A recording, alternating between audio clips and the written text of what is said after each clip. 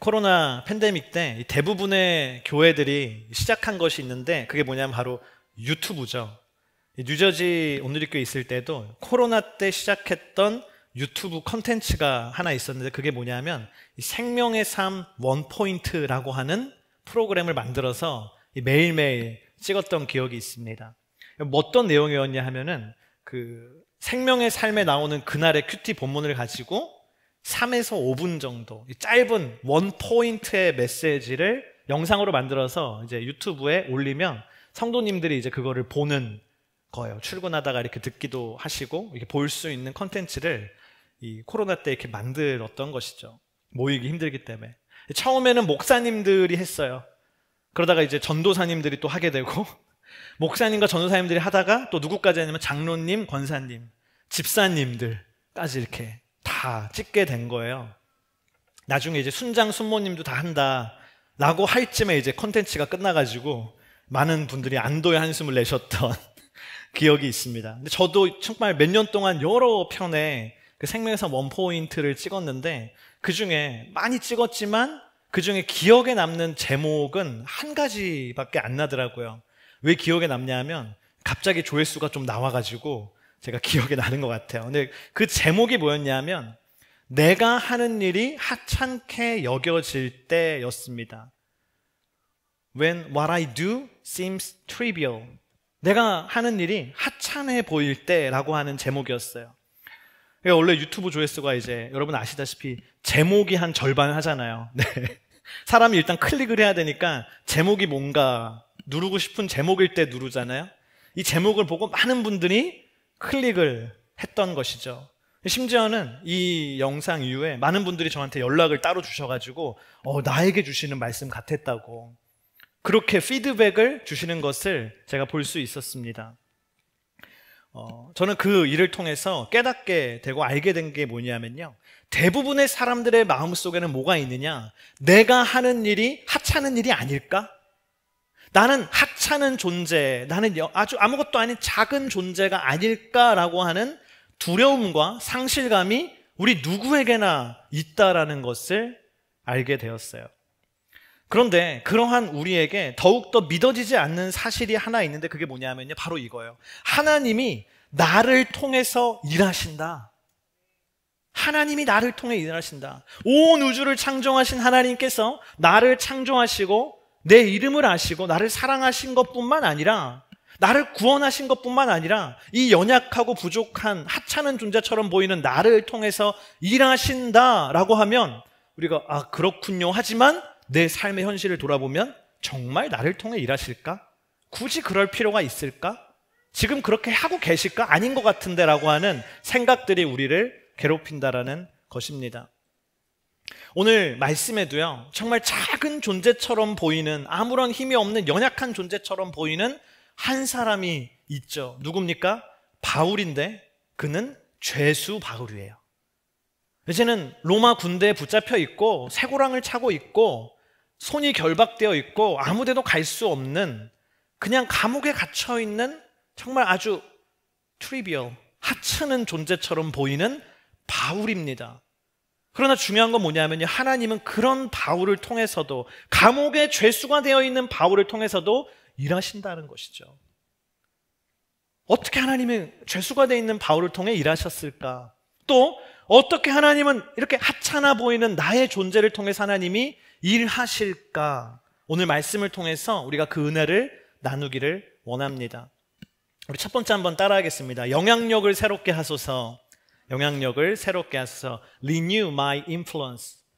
지난주에 사도행전 23장에서 바울은 천부장이 붙여준 로마의 군대, 400명이 넘는 그 로마의 군대의 보호를 받으면서 가이사랴까지 갔어요. 재판을 받기 위해 유대 총독이 있는 가이사랴까지 간 것이죠. 이 소식을 들은 대제사장과 유대의 장로들은 득달같이 가이사랴로 달려갑니다. 바울을 죽이기 위해서 우리가 뭐라도 해야겠다라고 해서 뭘 하냐면요, 고소를 하는 것이죠. 1절 말씀에 기록되어 있어요. 우리 함께 1절 읽어보겠습니다. 5일이 지나자 대제사장 아나니아가 몇몇 장로들과 더둘로라는 변호사를 데리고 가이사랴에 내려왔습니다. 그들은 총독 앞에서 바울을 고소했습니다. 대제사장 아나니아가 유대 총독 벨릭스에게 이 바울을 고소를 정식으로 하는 거예요. 사형을 시키기 위해서 고소를 했어요. 그런데 그냥 고소한 게 아니라 이번에는 더둘로라고 하는 굉장한 전문 변호사를 대동해서 왔어요. 우리도 누가 뭐 이렇게 너 이러면 안 돼 라고 하는 거 별로 겁이 안 나다가도 변호사를 통해서 레터를 보내면 겁나잖아요. 뭐지? 라고 하잖아요. 똑같은 거예요. 전에까지는 변호사가 없었는데 이제는 더둘로라고 하는 변호사를 데려왔어요. 이 더둘로라고 하는 변호사는요, 유대의 법과 로마의 두 법을 정통한 사람이에요. 아람어, 히브리어, 그리고 로마의 헬라어에 능통한, 다양한 언어에 능통한 인터내셔널 로이어, 국제 변호사가 바로 더둘로입니다. 실제로 역사가들의 기록에 따르면 이 더둘로라고 하는 변호사에 대해서 뭐라고 표현했냐면 그 사람의 별명이 뭔지 아세요? 골든 마우스, 황금의 입이래요. 황금의 입. 저는 너무 말씀 묵상하면 이 얘기를 들으면서 부럽다. 나도 황금의 입이면 좋겠다. 근데 오늘 말씀 읽으면서 여러분 느끼지 않았어요? 더둘로가 나와서 이 벨릭스 총독에게 딱 얘기하면서 엄청난 아부의 말을 막 청산유수로 막 하잖아요. 황금의 입이요. 얼마나 말을 잘하는지 이때 당시 최고 로펌의 최고 대표 변호사를 데리고 온 거예요. 그래서 고소를 하는데 그 내용이 뭐냐면 5절에서 8절 말씀인데요. 우리 함께 읽어보겠습니다. 저희가 알아보니 이 사람은 전염병 같은 사람으로 온 세상에 퍼져 있는 유대 사람들 가운데 폭동을 일으키는 사람입니다. 그는 나사렛 이단의 우두머리며 심지어 성전까지 더럽히려고 했습니다. 그래서 저희가 붙잡은 것입니다. 각하께서 직접 조사해 보시면 저희가 고소하는 이 모든 내용이 사실임을 아시게 될 것입니다. 저는 이 더둘로의 고소 내용을 보면서 영화 제목이 하나 떠올랐는데 여러분 아실지 모르겠어요. Devil's Advocate이라는, 옛날에 키아누 리브스 나오는 변호사인데 악마의 변호사, 변호사가 어떻게 악마처럼 변해가느냐를 다룬 Devil's Advocate이라는 영화가 떠오르더라고요. 왜냐하면 더둘로가 지금 하는 말이요, 싹 다 거짓말이에요. 가장 유능한 변호사가 싹 다 거짓말로 고소를 하는 거예요. 확인해 보라고. 이게 무슨 얘기예요? 거짓 증인들을 이미 섭외해 놓은 거예요, 다. 정말 이 거짓에 이 고소를 하고 있어요. 그래서 더둘로는 황금의 입이 아니라 구라의 입이다. 네. 그런데 여러분, 그의 그 거짓말 고소들 속에서도요, 우리의 눈길을 끄는 표현, 말이 있는데 그게 뭐냐면 5절에 전염병 같은 사람, 나사렛 이단의 우두머리라는 표현입니다. 더둘로가 바울을 고소하면서 뭐라고 했냐면 이 사람은 전염병 같은 사람입니다 라고 표현했어요. 우리는 전염병이라고 하면 여러분 뭐가 떠오르세요? 이제 우리는 다 하나를 떠올려요. 코로나19를 다 떠올려요. 그전에는 뭐 전염병 하면 별로 느낌이 없다가 우리가 그 코로나 팬데믹을 지나면서 전염병 하면 이제는 코로나19 무서웠지, 전 세계를 흔들었지, 우리에게 약간 공포감이 있어요. 그런데 이때 당시, 바울 당시의 전염병이란 건요, 이거랑 비교가 안 되는 거죠. 코로나19랑. 전염병이 얼마나 무서웠을 때요? 이때는 전염병이 한번 돌면 한 도시가 사라지고 한 나라가 사라지기도 하고 때로는 한 민족이 사라질 수도 있는 게 이 전염병이에요. 그래서 뭐 중세시대 때도, 이때는 고대잖아요. 중세시대 때도 흑사병이 도니까 인구가 막 쭉 떨어지고 인구의 뭐 반이 없어지고 그런 일들이 얼마나 많았습니까? 이때 당시의 전염병은요, 정말 전염병인 거예요. 정말 무서운 파괴력을 가지고 있는 게 전염병이었는데 더둘로가 볼 때 바울은요, 그런 존재라는 거죠. 우리 그런 말 여러분 이제 우리 다 익숙하잖아요. 슈퍼 전파자. 슈퍼 전파자. 코로나19 팬데믹 한참 돌 때 막 교회에도 많이 이제 환자들이 나오니까 나중에는 우리가 그냥 무감각해졌지만 초창기에는 내가 걸리면은 생각하잖아요. 누워가지고 누구한테 옮았지? 막 이러면 이 모임이었던 것 같아. 여기 다 걸렸어. 그럼 우리가 알게 돼요. 그 사람이 슈퍼 전파자였다. 엄청난 코로나 바이러스를 생성해서 뿌린 슈퍼 전파자였다. 근데 바울이 뭐예요?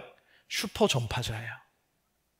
바울이 대화를 한번 하면 함께 대화를 나눈 사람이 크리스찬이 돼요. 예수를 믿게 돼요. 슈퍼 전파자예요. 바울이 그 도시에 가면은 그 도시에 하나님의 교회가 세워져요. 바울은 슈퍼 전파자예요. 그 정도의 영향력이 바울이 있었기 때문에 그 표현이 뭐예요? 바울의 그 엄청난 영향력을 표현한 게 전염병 같은 사람이다. 여러분, 우리 전염병 같은 사람이 되기를 축복합니다. 할렐루야. 그 영향력. 또 두 번째는 뭐냐면 나사렛 이단의 우두머리다. 이 사람은 우두머리다. 이 다른 말로 바꾸면 뭐예요? 바울 저 사람이 리더야. 그리스도교의 리더는 저 바울이야 라고 얘기하는 것이죠. 이게 뭡니까? 바울이 가지고 있었던 리더십을 얘기하는 거예요. 여러분, 바울은요, 복음의 불모지에 가면 전염병 같은 영향력으로 복음을 전하는 사람이었어요. 그리고 그리스도인들 안에서는 예수 그리스도의 그 선한 영향력으로 거룩한 영향력을 끼치는 리더십의 영향력을 가진 사람이 바울이었다라는 것이죠. 그는 하나님이 주신 영향력으로 하나님의 일을 감당한 사람이었다라는 겁니다. 실제로 이게 있었던 일인지 확인하기는 어렵지만 아주 오래전에 미국에서도 한국에서도 회자되었던 유머 비스무리한 이 클린턴과 힐러리의 이야기가 있었어요. 그때는 제가 생각해보면 최불암 시리즈 막 이런 것도 있고 만드기 시리즈 뭐 이런 것도 있고 미국에서는 힐러리와 클린턴의 일화들이 막 유머러스하게 돌았던 때 같아요. 무슨 얘기가 있었냐면 이 클린턴과 힐러리가 어느 날 차를 운전하고 가다가 어디 주유소를 지나가게 됐다라는 거죠. 주유소에 들렸는데 힐러리가 그 주유소 일하고 있는 그 사장을 보면서 나 저 사람 아는 사람이라고. 남편이 누구냐 이러니까는 옛날에 나 학교 다닐 때 저 사람이 나를 짝사랑했다고. 나한테 고백했던 사람이다. 그렇게 얘기를 하는 거예요. 그러니까 클린턴이 그 얘기를 딱 듣고는 이렇게 으스대면서 이렇게 얘기했대요. 당신 만약에 저 사람이랑 만나서 결혼했으면 지금쯤 주유소에서 일하고 있겠네. 카운터나 보고 있었겠네. 근데 당신 남편 잘 만나서 지금 미국의 퍼스트 레이디가 됐어. 남편 잘 만난 줄 알아. 이렇게 막 으스대면서 클린턴이 얘기하는 거예요. 그러자 힐러리가 그 얘기를 듣고 뭐라고 했냐면 아니, 만약 내가 저 사람이랑 결혼했으면 저 사람이 대통령이 됐겠지. 웃자고 하는 얘기예요, 여러분. 웃으셔도 돼요. 네. 그런 얘기인데 저는요, 이게 굉장히 은혜가 있더라고요. 왜 있어요? 이 힐러리의 말이 무슨 얘기입니까? 하나님이 내게 주신 영향력이 있다라는 거죠. 하나님이 내게 주신 영향력이 있다. 영향력이 있는 사람이다라는 거예요. 모든 사람은요, 하나님이 주신 영향력이 있다라는, 힐러리가 이걸 되게 신뢰한 거예요. 내 영향력으로 대통령이 됐다라고 난 생각하는데 자기 영향력을 신뢰하는 거예요. 우리가 좀 그런 생각을 가질 필요가 있어요. 하나님이 내게 주신 영향력이 있어요, 없어요? 있어요. 내가 하찮은 존재처럼 보일지라도 영향력이 있어요. 닥터 팀 엘모가 있는데요. 이 팀 엘모 박사라는 사람은 미국의 유명한 베스트셀러 작가이기도 하고요. Growing Leaders라고 하는 그런 단체를 만들고 이끄는 리더이기도 합니다. 이 사람이 리더십에 대해서 굉장한 연구를 한 박사인데 이 사람이 얘기하기를요, 사회학적인 연구 결과에 따르면 이 세상에서 가장 내성적인 성향의 사람, 우리가 흔히 얘기하는 요즘에 MBTI에서 극 I, Big Letter I, 완전 내성적인 사람도요, 일평생 살아가면서 몇 명에게 영향을 미치는지 아세요? 연구 결과에 따르면 10,000 people, 1만 명에게 영향력을 끼치며 살아간대요. 연구 결과예요. 극 I가. 여러분이 아시는 극 I 있잖아요. 나일 수도 있고 주변에 누굴 수도 있고 그 사람도 10,000명에게 영향을 끼치며 살아간대요. 저는 이거 보고 생각했어요. 그러면 극 E, 정말 외향적인 사람들 있잖아요. 매일매일 사람들 만나는 사람은 어떨까? 또 리더의 자리에 있을 수밖에 없는 사람들 있잖아요. 뭐 예를 들어 뭐 선생님이에요. 아니면 뭐 어디 리더예요. 아니면 뭐 비즈니스를 해서 사람들이 많이 있어요. 내가 영향을 끼치는. 그런 사람은 도대체 일평생 살아가면서 얼마나 많은 사람들에게 영향력을 끼치며 살아가겠는지 우리가 생각해야 합니다. 정말 실제로 그러지 않아요? 예를 들어 이제 한번 생각해 볼게요. 내일 아침이 됐어요. 월요일 아침이 돼서 아이가 학교에 가려고 등교할 준비를 할 때 이 아이에게 무슨 음식을 먹고 이 아이가 무슨 옷을 입고 어떠한 마음으로 학교에 가게 될지 영향을 끼치는 인물은 누구죠? 부모입니다. 이미 나는 눈 떠서부터 이 아이에게 영향을 끼치고 있는 거예요. 매일매일.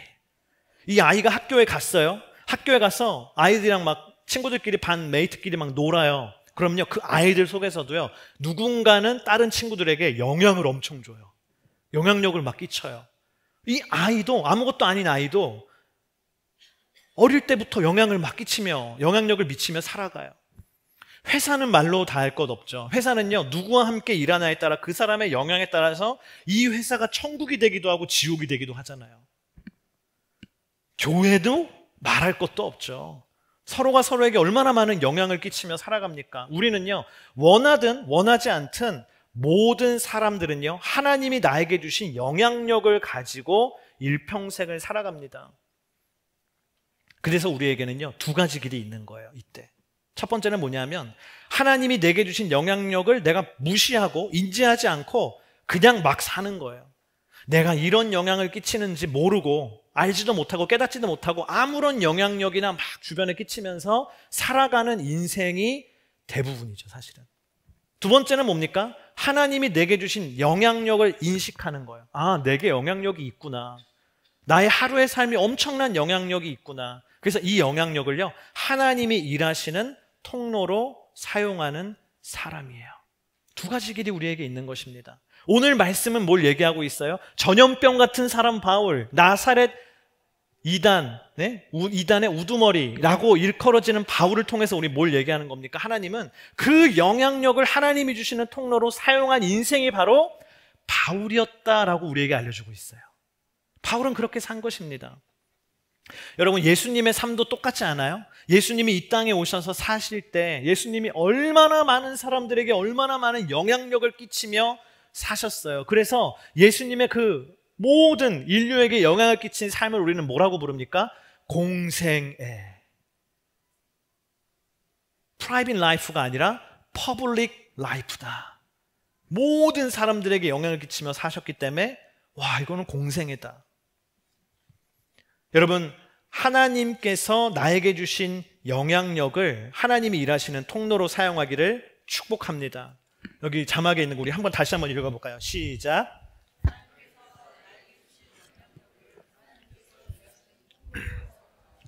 아멘.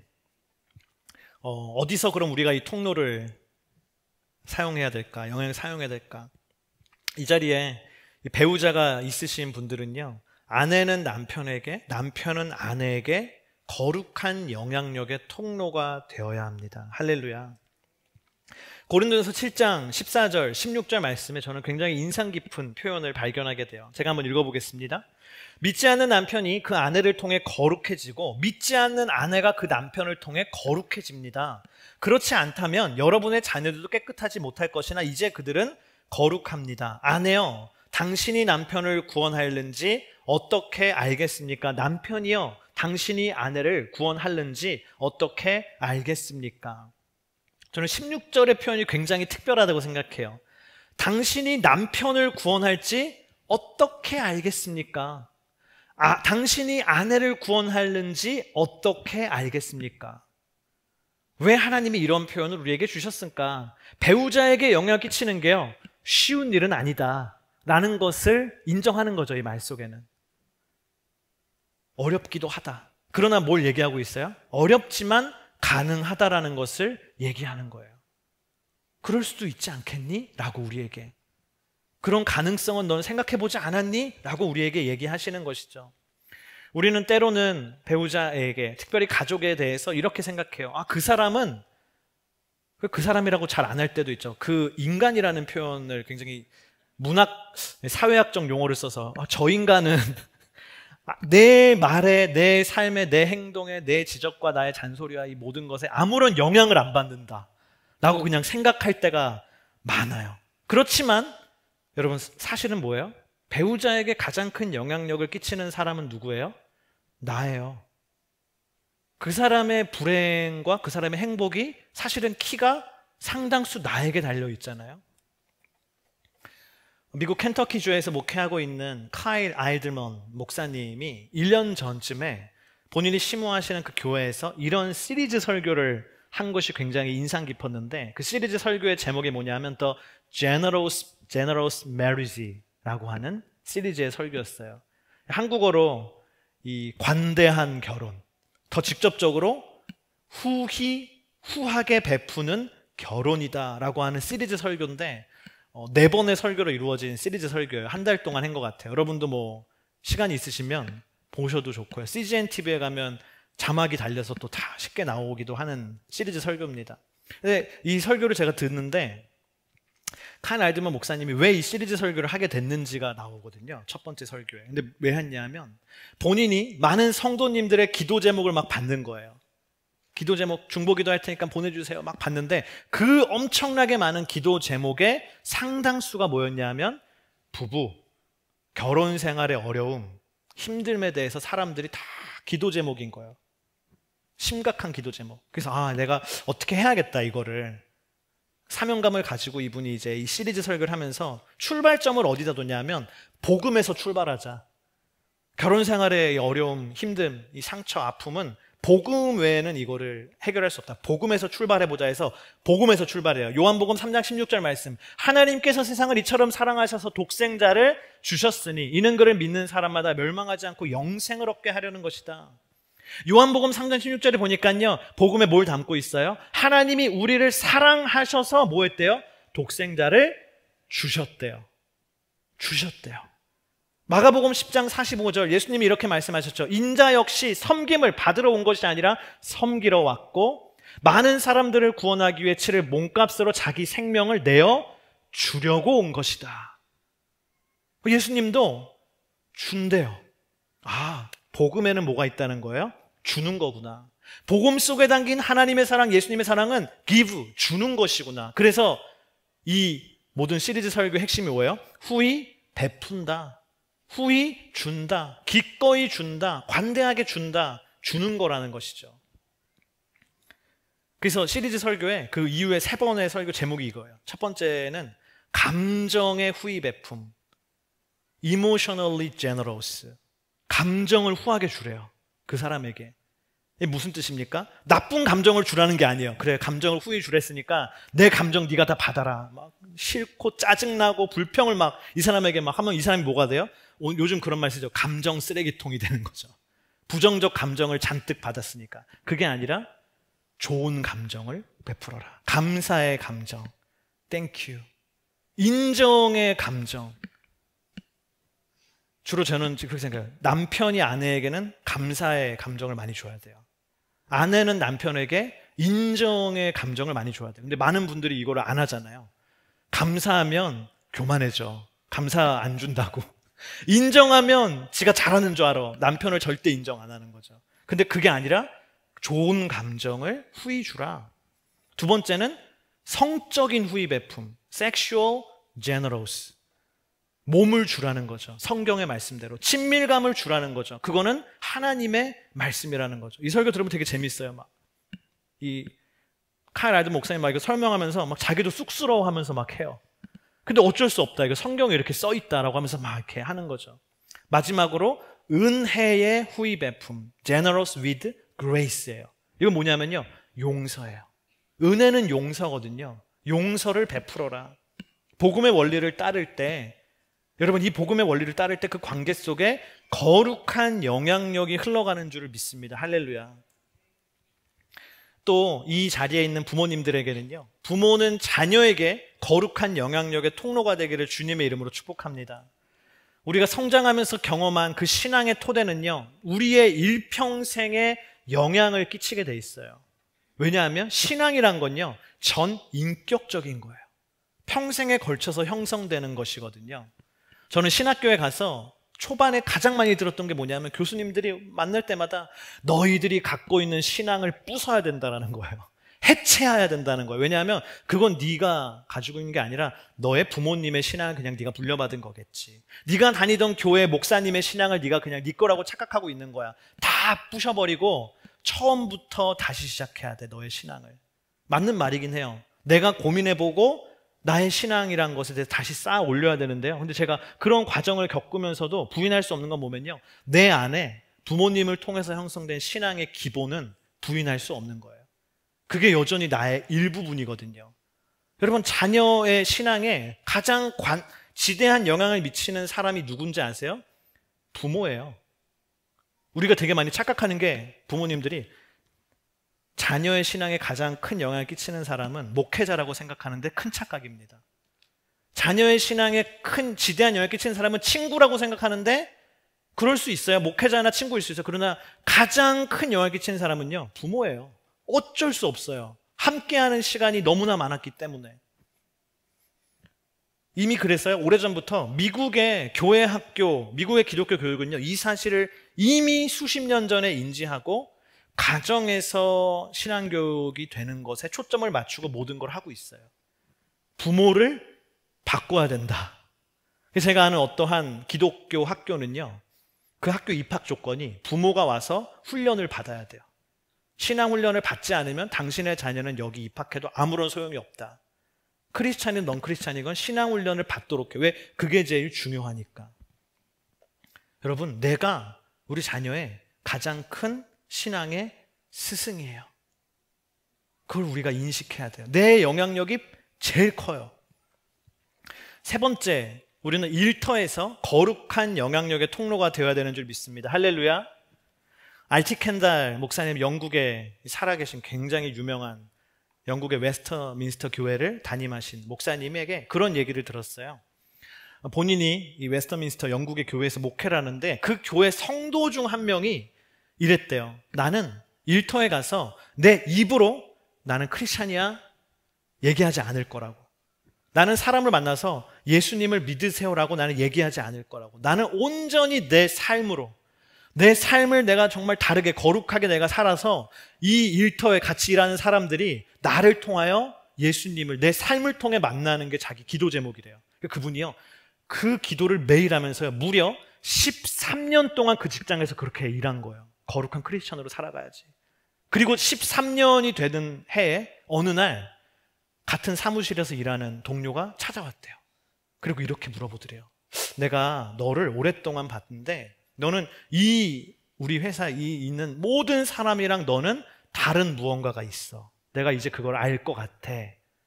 이분이 너무 감사한 거예요. 하나님, 저의 이 거룩하기 위해 노력했던 13년의 삶을 이제 하나님이 응답해 주시 너무 감사합니다. 저는 틀리지 않았어요. 감사를 기도를 했대요. 그리고 그분이 이렇게, 상대방이 이렇게 물어보더래요. Are you vegetarian? 너 채식주의자지? 이렇게 물어보더래요. 실화예요. 여러분, 뭡니까 이게? 일터에서 우리가 거룩한 영향력의 통로가 되는 첫 번째 스텝이 뭐예요? 내가 크리스천임을 드러내는 거예요. 무슨 우리가 비밀경찰, CIA, 시크릿 요원도 아니고. 그런 분 많잖아요. 직장에서 이제 나 크리스찬이란 걸 이렇게 시크릿 요원처럼 딱 숨기고 살다가 크리스찬인 것 같아 이 사람이. 그러면 너 크리스찬이야? 사실 나 집사야. 이렇게 얼마나 많아 이 세상에요. 비밀 요원이 돼서 시크릿 미션을 하는 것처럼. 근데 그게 아니라 왜 사람이 그렇게 하는지 알아요? 우리의 심리 내면에는요, 내가 크리스찬임을 드러내면 내 삶이 퍼블릭 라이프가 되잖아요. 예수님을 드러내야만 하는 굉장히 부담 가는 삶이, 내가 자유가 사라지잖아요. 그래서 못하는 거예요. 퍼블릭 라이프를 살아야 되니까. 근데 주님이 원하시는 건 뭐예요? 그렇지 않다라는 거예요. 바울은 그렇게 안 살았다라는 거예요. 여러분, 마지막 네 번째로요, 우리 따라합시다. 교회에서도 거룩한 영향력의 통로가 되라. 그래서도 거룩한 영향력의 통로가 되라. 많은 분들이요, 크리스천에 대해서 비판할 때 이렇게 비판해요. 세상에서 크리스찬들은 세상에서는 거룩하게 살지 않다가 그들은 교회만 가면 거룩한 척 한다고.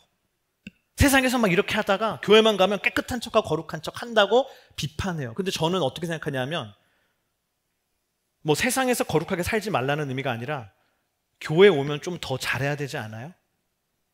그게 맞는 말 아니에요? 오히려 저는 이 반대가 위험하다고 생각해요. 밖에서 거룩한 척 하다가요, 교회 오면 우리끼리라고, 믿는 이들이라고 함부로 하는 분들은 몰상식한 분이죠, 사실은. 교회에서는 다 크리스찬이니까 내 걸 막 내 욕망과 내 다 드러내는 거예요. 그분이 미성숙한 분이죠. 우리가 그때 왜 그런지 아세요? 여기 안에서는 내가 거룩한 영향력을 끼칠 필요가 없다라고 생각해서 그래요. 그러나 하나님이 그런 목적으로 교회를 세우신 게 아닙니다. 우리에게 서로가 서로에게 거룩한 영향력의 통로가 되라고 우리를 교회로 만들어 주신 거예요. 와서 더 장작이 타오르라고 만들어주신 거지 장작의 불을 꺼트리라고 만들어주신 교회가 아닙니다. 그러므로 우리는요, 교회 오면 어떤 마음이 있어야 돼요? 내가 여기서 더 거룩한 그리스도의 통로가 돼야 돼 라는 마음으로 이 공동체를 우리는 이루어야 합니다. 그거를 다른 말로 쉽게 바꿔보면 뭐냐면요, 우리 한번 따라합시다. 사람을 세운다. 내가 하나님의 사람을 세워야 한다. We must raise up God's people. 교회 오면 그 생각이 있어야 돼요. 내가 여기서 하나님의 사람을 세운다. 그 마음으로 행해야 되는 거죠. 그게 뭔지 아세요? 예를 들어 스몰 그룹이에요. 순이에요. 순에서 나눔을 하잖아요. 그 나눔을 할 때요, 내가 하나님의 사람을 세운다, 은혜를 끼친다, 은혜를 전한다, 은혜를 풍성하게 한다라는 마음으로 나눔을 하는 겁니다. 얘기를 하는 겁니다. 그럼 뭐 성공하고 잘되고 승리한 얘기만 하는 게 아니라 내가 이렇게 하려고 했는데 실패했어, 내가 믿음을 이렇게 실천하려고 했는데 내가 부족해서 잘 못했어 라고 나의 연약함을 나눌 때도 그게 은혜가 돼요. 위로가 되고. 그거는 다른 거예요. 내 속풀이를 하는 게 아니라, 내 컴플레인을 하고 나 힘들어 막 이게 아니라 은혜를 끼치는 사람이 여기서 내가 돼야 돼. 하나님의 사람을 세워야 돼. 그게 하나님이 주신 영향력을 거룩하게 쓰는 사람입니다. 모르는 사람들이 많을 때 먼저 다가가는 게 하나님의 사람을 세우는 첫 발걸음입니다. 또 하나님의 사람을 세우기 위해 내가 시간을 내고 자기를 헌신하는 사람, 그 사람이 거룩한 영향력의 통로가 되는 사람인 줄을 믿습니다. 여러분, 하나님이 오늘 당신의 그 영향력을 새롭게 하시기를 주님의 이름으로 축복합니다. 오늘 마지막 메시지인데 우리 따라합시다. 전도를 새롭게 하소서. Renew my evangelism. 오늘 이 죄수의 신분으로 거룩한 영향을 끼치고 있는 바울에게요, 전도 대상자가 등장해요. 누구냐 하면 첫 번째는 벨릭스입니다. 벨릭스라고 하는 그 유대의 총독이에요. 오늘 말씀에 등장하는 유대 총독 벨릭스는요, 굉장히 특이한 이력을 가지고 있는 사람인데, 왜냐하면 이 사람이 원래는 노예 출신이거든요. 노예에서 가장, 그때 당시 노예는요, 인간이 아니었잖아요. 그냥 짐승 같은 소유물이라고 취급했던 로마 시대 그 노예였는데, 나중에 뭐가 돼요? 최고 권력자, 황제 다음의 권력자라고 할 수 있는 유대의 총독이 된 사람, 수직 상승한 사람이. 아마 오늘날 이 벨릭스 같은 사람이 책 쓰면은 베스트셀러 됐을 거예요. 어떻게 인간 승리를 했을까?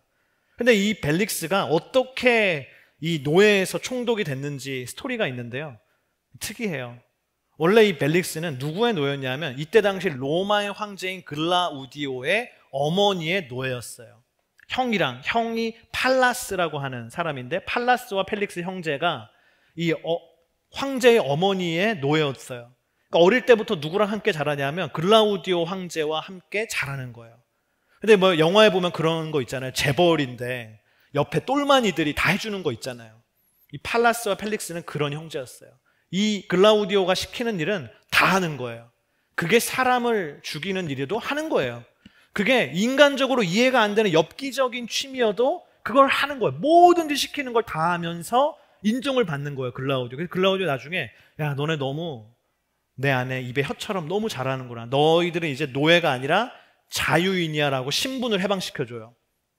대부분의 노예들은 신분 해방되면 드디어 자유를 얻었다고 멀리 가잖아요. 자유를 가지고 새로운 신분을, 새로운 삶을 시작하는데, 이 벨릭스는요, 황제 곁을 안 떠나요. 자유인이 돼서도 황제 곁을 지키면서 어떻게든 돈을 모으고 어떻게든 권력을 모아서 엄청난 재물을 불의한 방법으로 모아서 그 재물을 주고 유대의 총독 자리를 산 사람이 이 벨릭스라고 하는 사람입니다. 그래서 로마의 역사가 타키투스라는 사람은 벨릭스를 한마디로 이렇게 표현했대요. 노예의 마음으로 왕의 권세를 휘둘렀던 인물. 그의 권세는 왕의 권세였지만 그의 마음은 뭐예요? 노예예요. 돈의 노예, 명예의 노예가 돼서 살아가는 인생이다 라고 비난한 거죠. 그래서 실제로 이 벨릭스는요, 돈만 주면 반란자도 풀어줬대요. 오늘 26절, 27절에 보면 이런 말씀이 있어요.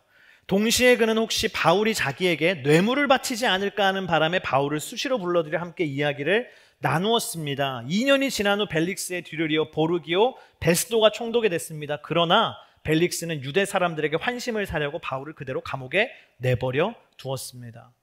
벨릭스가요, 바울이 유대 땅에 올 때 가지고 왔던 그 예루살렘에 있는 성도들을 위한 헌금, 구제 헌금을 알았거든요. 그러니까 와, 얘가 돈이 좀 있나 보다 생각해서 계속 불러서 뇌물을 달라고 하는 거예요. 근데 바울이 안 주니까 어떻게 해요?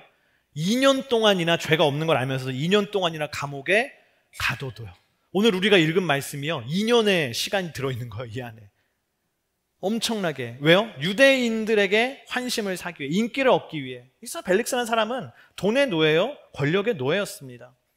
또 한 명의 바울의 전도 대상자가 등장하는데 벨릭스의 아내 드루실라가 등장하죠. 오늘 24절에 이렇게 기록되어 있어요. 며칠 뒤 벨릭스는 유대 사람인 아내 드루실라와 함께 나타났습니다. 그는 바울을 불러들여 그리스도 예수를 믿는 믿음에 관해 바울이 설명하는 것을 들었습니다.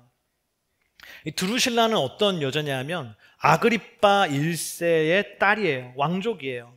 유대인으로서. 근데 원래 이 드루실라에게는요, 다른 남편이 있었어요. 근데 유대 총독인 벨릭스가 와서 드루실라를 보고 반한 거예요. 저 여자랑 결혼하고 싶다. 유부녀인데. 유혹을 하는 거죠. 그러니까 드루실라가 내 남편보다 이 사람이 더 권력자예요.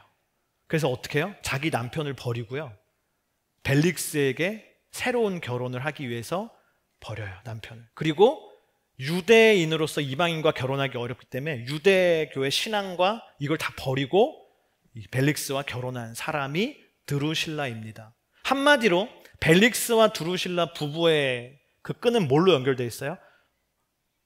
육체적인 욕망과 권력에 대한 욕망으로 뭉쳐진 가정이 바로 이 벨릭스와 드루실라 가정입니다. 그런데 바울이 이 두 사람에게, 이 부부에게 복음을 전하거든요. 어떻게 전하는가? 좀 약간 충격적이에요. 25절 한번 읽어볼까요? 시작. 바울이 정의와 자기 절제와 다가올 심판에 대해 설명하자 벨릭스는 두려워하며 말했습니다. 이제 됐다. 가도 좋다. 내가 편한 시간에 다시 부르겠다. 저 같으면, 만약에 제가 바울이라면 벨릭스와 드루실라를 전도해야 된다. 그래, 맞춤 전도 집회야. 생각하면서 그들에게 맞는 복음을 전해야 돼. 저는 굉장히 프렌들리하게 다가가지 않았을까요? 여러분, 하나님은 당신을 사랑하시고 당신을 향한 놀라운 계획을 갖고 계십니다. 당신은 지금 유대 총독, 거의 왕의 자리에 앉아 계신데 우리의 진짜 왕이 계십니다. 그분은 하나님이십니다 하면서 이렇게 복음을 굉장히 그럴싸하게 프렌들리하게 설명했을 것 같은데 바울은 뭘 했대요? 정의와 자기 절제와 다가올 심판에 대해서 얘기했대요. 여러분, 불의하기 그지없는 이 부부에게 정의를 얘기해요. 자기 절제가 뭐예요? 욕망의 노예가 된 이 부부에게 자기 절제를 얘기해요. 지금 권력의 보좌에서 펠릭스가 다른 사람 심판하는 재미 속에 사는 거거든요. 근데 너도 심판받을 거야. 최후의 심판이 기다리고 있어라고 심판에 대해서, 다가올 심판에 대해서 얘기한대요. 너무 충격적이지 않습니까? 바울은 왜 그렇게 했을까? 왜입니까? 그들에게 복음이 필요하기 때문이죠. 사람은요, 죄인임을 인식해야 나에게 구원자가 필요하다는 걸 비로소 인정하잖아요. 바울의 눈에 그들은요, 복음이 필요한 죄인인 거예요. 죄인인 줄 못 깨달으니까 알려주는 거예요. 정의와 다가올 심판에 대해서, 자기 절제에서 얘기해주면서 그들이 얼마나 죄인인지를 알려주는 거예요. 그리고 당신의 삶에 구원자이신 예수님이 필요하다는 것을 알려주는 것입니다. 여러분, 그런 말이 있어요. 사람을 볼 때 나라마다 뭘 첫 번째로 보는지가 다르대요. 한국 사람은 누군가 모르는 사람 만나면 뭐가 먼저 중요한지 아세요? 나이. 이 사람이 나보다 나이가 많나? 나보다 어리냐? 동갑이냐? 이게 너무 중요한 거예요. 그래서 물어보면 몇 살이냐고 물어보잖아요. 저는 아직도 어린 시절 기억에 일요일만 되면 한국에서 전국 노래자랑이 점심때 했거든요. 지금도 하는 것 같은데 부모님이 이제 아침에 교회 갔다 와서 점심을 집에서 먹으면서 항상 저희 부모님은 전국 노래자랑을 보셨어요. 근데 전국 노래자랑에서 노래 이런 거 관심 없어요. 아무것도 관심 없어요. 뭐에 항상 관심이 있냐면 거기에 그때는, 지금 모르겠는데 그때는 이름이랑 나이가 나왔거든요. 나이 맞히는 재미. 먹으면서 저 사람은 한 40대 된 것 같은데 맞네. 막 이 재미. 일평생. 한국 사람은 나이가 중요하대요. 미국 사람은 나이가 안 중요해요. 뭐가 중요해요? 직업. 이 사람이 뭐 하는 사람인가가 중요하잖아요. 근데 우리 크리스찬은 나이도 중요하지 않고 직업도 중요하지 않고 우리는 뭐가 중요한지 아십니까? 그 사람이 복음이 필요한 사람인가, 복음이 필요하지 않은 사람인가, 이미 복음을 소유한 사람인가, 죄인임을 깨달은 사람인가, 죄인인 줄 깨닫지 못하고 있는 사람인가가 우리의 눈에는 제일 중요한 것입니다. 영국의 마틴 로이드 존스 목사님이 어느 날 옥스포드 대학의 채플에서 설교를 했대요. 설교를 하고 딱 내려왔는데 예배 끝나자마자 저기 뒤에서 학장, 그 옥스포드 채플의 학장 부인이 막 이렇게 옥스포드 대학의 학장 부인이 막 달려오더니 마틴 로이드 존스는 이렇게 얘기했다는 거예요. 목사님, 제가 이제까지 이 평생 옥스포드 대학교 채플에서 예배를 드린 중에 오늘 목사님의 설교 말씀이 가장 은혜로운 말씀이었어요. 왜냐하면 이제까지 수많은 목사님들이 옥스포드 채플에 와서 얘기하기를 항상 이런데요. 여러분, 저는 이 옥스포드 대학에서 오늘 말씀을 전하는 것에 대해서 영광으로 생각합니다. 하지만 저는 여러분들처럼 이 세계적인 지식인, 지성인들은 저는 아닙니다. 좀 그거를 감안해 주십시오 하고 설교를 하는데 온갖 지성을 갖다 붙여서 설교한다는 거예요. 지식을 막 연구해가지고 어려운 말을 쓰면서 철학적으로 설교한다는 거예요. 근데 마틴 로이드 목사님은 유일하게 우리를 그냥 죄인으로 보고 설교하셨기 때문에 저는 오늘을 받았어요. 그러면서 그 마틴 로이드 목사님은 이런 얘기를 해요. 사람은 다 죄인이라는 거죠. 양복을 입고 있으면 뭐예요? 양복을 입고 있는 죄인. 작업복을 입고 있으면 뭐예요? 작업복을 입고 있는 죄인. 교수가 있으면 뭐예요? 교수인 죄인. 다 죄인이라는 거예요, 누구나. 여러분, 하나님이 우리에게 주신 그 복음의 영향력을 사용하기를 주님의 이름으로 축복합니다. 오늘 우리의 눈이 그 눈이 되기를 축복합니다. 바울의 눈에는 권력자가 보이는 게 아니라 복음이 필요한 한 명의 죄인이 보였기 때문에 이랬거든요. 오늘 우리의 눈에도 그런 사람이 되기를 원합니다. 하나님이 우리에게 주신 가장 큰 능력인 복음을 우리는 가지고 이 영향력, 복음의 영향력을 쓰는 사람이 되기를 축복합니다. 그것이 어떤 사람이에요? 위대한 사람이에요. 그 사람이 위대한 인생입니다. 마지막으로 이야기를 나누고 말씀을 마치기를 원하는데요. 18세기 서구 사회에 영적인 새로운 바람을 일으킨 하나님의 사람이라고 하면 요한 웨슬리를 많은 사람들이 얘기합니다. 우리가 아는 그 감리교를 처음 만든 사람이 요한 웨슬리죠. 요한 웨슬리 못지않게 유명한 한 명의 그의 가족이 있는데 그게 누구냐면 요한 웨슬리의 엄마예요. 이름이 뭐냐면 수잔나 웨슬리라고 하는 사람이죠. 수잔나 웨슬리는 왜 유명하냐 하면 이분이 굉장히 자녀를 많이 낳았어요. 19명을 낳았어요, 자녀를. 이게 가능한 얘기인지 모르겠어요. 19명을 낳았는데 그때 당시 18세기는 의료가 열악하잖아요. 그래서 그 중에 6명은 일찍이 천국에 가고 13명의 자녀를 평생 키운 어머니로 유명해요. 굉장히 힘든 탄광촌에서 목회하는 목사의 아내, 사모로 살면서 13명의 자녀를 훌륭한 믿음의 사람으로 키워낸 자녀 교육의 모범이 바로 이 수잔나 웨슬리인데, 수잔나 웨슬리가요 매일매일 그 13명의 아이들에게 자기 전에 했던 Q&A가 지금도 전해져 내려와요. 뭐냐 하면 이거예요. 어머니가 이제 아이들에게 물어보는 거예요. 너희는 누구냐? 아이들이 이렇게 대답해야 돼요. 나는 위대한 하나님의 자녀입니다. 그래, 누가 너희를 그렇게 위대하다고 했느냐? 하나님께서 나를 위대한 사람이라고 했습니다. 너는 지금 뭘 하고 있느냐? 저는 지금 역사를 창조하고 있습니다. 그 일을 누가 시켰느냐? 나를 위대하게 쓰시기 원하시는 하나님이 시키셨습니다. 매일매일 자기 전에 아이들에게 이렇게 질문하고 아이들은 이 대답을 하고, 그 아이들이 어떻게 자랐겠어요? 아, 나는 하나님의 사람이구나. 나는 위대한 하나님의 사람이구나. 하나님이 위대한 일을 하기 위해 나를 부르셨구나. 그리고 그 아이들은 정말로 그렇게 위대한 세계적인 하나님의 사람으로 쓰임받았어요. 여러분, 저는요 이 아이들과 같은 마음이 우리에게 있기를 축복합니다. 우리는 하찮은 존재가 아니에요. 우리는 위대한 하나님의 자녀예요. 한번 해볼까요? 제가 수잔나 할 테니까 여러분들이 요한 웨슬리가 돼서 한번 Q&A 해봅시다. 여기 자막 보이시죠? 너희는 누구냐? 위대한 하나님의 자녀입니다. 가슴에 손을 얹고 하면 더 좋을 것 같아요. 누가 너를 위대하다고 했느냐? 너는 지금 무엇을 하고 있느냐? 그 일은 누가 시켰느냐? 아멘. 우리는 하나님이 말씀하신 위대한 하나님의 자녀인 줄을 믿습니다. 우리 이 시간 일어나서 함께 찬양하기 원하는데요. 이 찬양 나의 자녀로 하시네. 영어로 Who you say I am. 그래서 중간에 이런 가사가 나와요. 후렴에 I am who you say I am. 나는 하나님이 말씀하신 그 사람입니다. 나는 내가 얘기하는 그 사람이 아니라 하나님이 나에게 위대한 인생이라 하신 하나님의 자녀인 나는 그 사람, 그것이 내 정체성입니다. 우리 이 찬양을 하나님께 올려드리며 오늘 내 자신을 주님의 눈으로 바라보기를 축복합니다.